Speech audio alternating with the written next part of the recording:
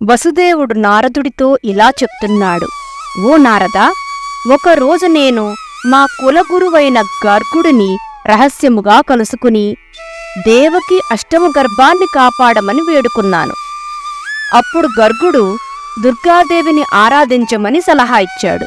అయితే కారాగారంలో బందీ అయిన నేను ఆరాధించలేను కనుక నీవే ఆ పని చేయుము అని గర్గుడిని అభ్యర్థించాను.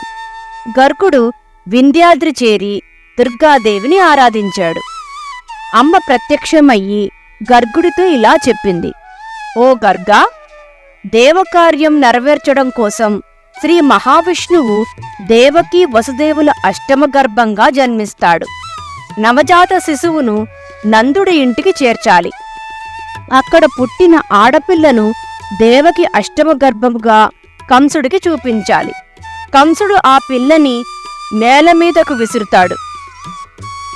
అప్పుడు ఆ శిశువు ఆకాశమునకేగి నా అంశగా మారి వింధ్యాద్రిలో కొలువు తీరుతుంది అని చెప్పింది. దుర్గాదేవి చెప్పినట్టే జరిగింది అని వసుదేవుడు నారదుడితో చెప్పాడు.